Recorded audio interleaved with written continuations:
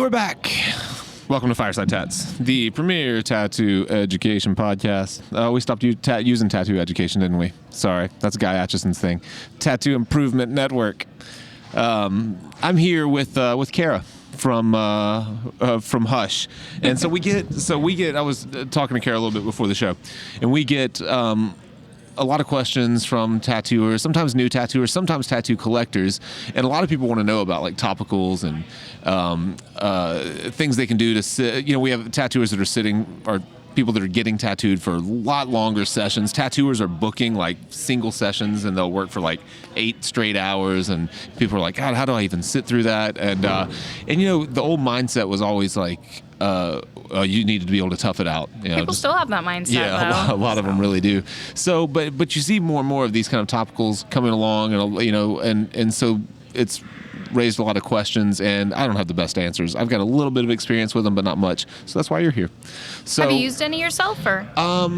Yeah, not really. I've used Bactine just to like wipe throughout as a topical, just to wipe consistently, but nothing that I've really like put on and left on. And so talk a little bit about HUSH, like exactly what the process is and all that. So HUSH has 3 different products: the gel, which is what you use beforehand, and then a soap and a spray, which you can use after the skin's been broken open. Okay. The gel itself, you put on a really thick layer, like a 1/4 of an inch thick. Oh wow! Whenever I tell people to put on a thick layer, I always say put on a little more than you actually expect. 1/4 of an inch thick, really? Yeah, I mean, one bottle is basically a good 8 by inch tattoo. So, I mean, it's not, you can't buy a bottle and expect it to last through a whole entire sleeve or anything like that. Gotcha. That one bottle will get you through a good 2 hours. So, if you're going to do like a whole arm piece, you definitely want to use a small portion at a time and work your way through, because by the time the artist is finished with one area, all the numbing will wear off of somewhere else. So, it's FDA compliant, so it's only 4% lidocaine, but it makes a huge difference. The aloe takes a lot of the swelling and inflammation out as you're getting tattooed. So your skin just calmer and helps with, like I said, the first 2 hours. Whenever I use that product, I start using the spray right afterwards, which is also lidocaine based, and it has to be used after the skin's been broken open. You can reapply it every 15 minutes. That's my favorite one. Okay. So I'll sit for as long as I can, and then I'll start using that one when I start wiggling. Yeah. I think most artists that I've spoken to, like once their clients start wiggling towards, later in the tattoo, or when they're doing the highlights and stuff like that, that's usually a saving grace for them. Yeah. And then the third product, which we just released last year, is the soaps, which kind of takes the place of green soap, but it's a lidocaine-based soap. So while they're cleaning off ink and everything, they're applying lidocaine as well. So okay. So all 3 are used during the process. When you said soap, I was thinking it was like an aftercare kind of soap. No. Yeah, it's all. It can be used afterwards. When you have that initial sunburn feeling the next day, you can use it to clean off your tattoo and still be helping take away some of the initial sting in it. Okay. And so the second step, like the spray, I've used. I have used some other spray, but I forget what it was called. But I've always felt like I really needed to kind of scrub it down afterwards. Are you good to use the spray and then just like start tattooing right over the top of the spray? Yeah, I mean, you spray it on. I would let it absorb for a minute or 2. Usually people spray it on, put cellophane on, and take a break, whether someone's getting a snack or smoking cigarettes or whatever it is people do on their breaks. And just take a couple minutes and let it absorb in. Have the artist wipe it down, usually with the soap, which would be suggested, and then you can start back up. So you do kind of like the spray, you do kind of clean it down you first, wipe it off, and then, definitely. and then come back through. Okay. And it's what you said, FDA compliant. So it's what percentage of lidocaine?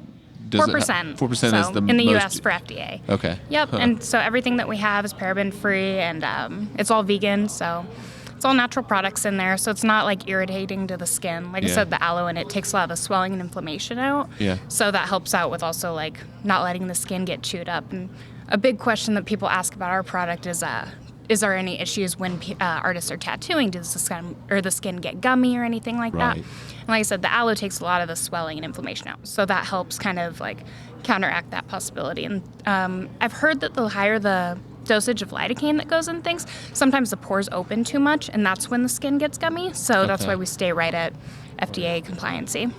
Okay.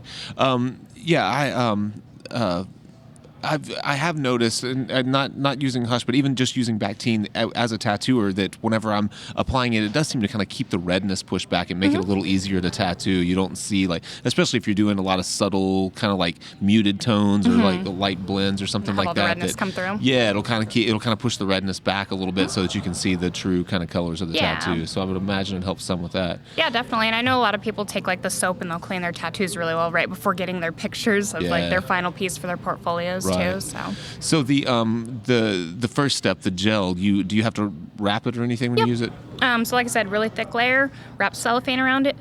I think it's the smartest idea to tape off the edges so that nothing leaks, because you have to let it soak for a full hour. Yeah, definitely. Yeah. And it has to soak for a full hour. So by the time you like are wiggling around or doing whatever throughout that hour, it's gonna drip out. So definitely making sure that it's good and sealed in there, and then have the artist will wash it all off and then go through from there. Yeah. Okay. So from the artist standpoint, if someone comes in with a half an inch of the stuff on, you obviously want to clean it really well.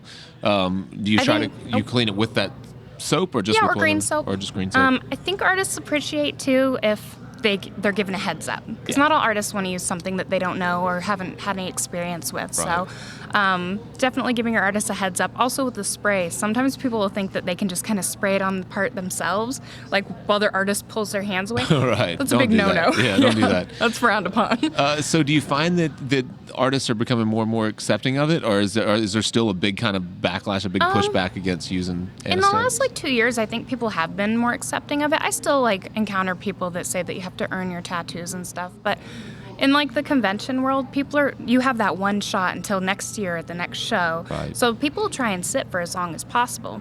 And like you were saying a few minutes ago, people are starting to push their tattoos, they're sitting longer and longer. So it's not only convenient for the client, but also the artist, just have their client sit still. So I think that's really the biggest thing, because if you had asked me probably 5 or 6 years ago, I would have said, no, I don't want you to use anything beforehand. But at that point, me and really all the artists in my shop were working in 2-hour blocks, maybe. I would schedule 3 or 4 appointments a day and work in 2-hour blocks.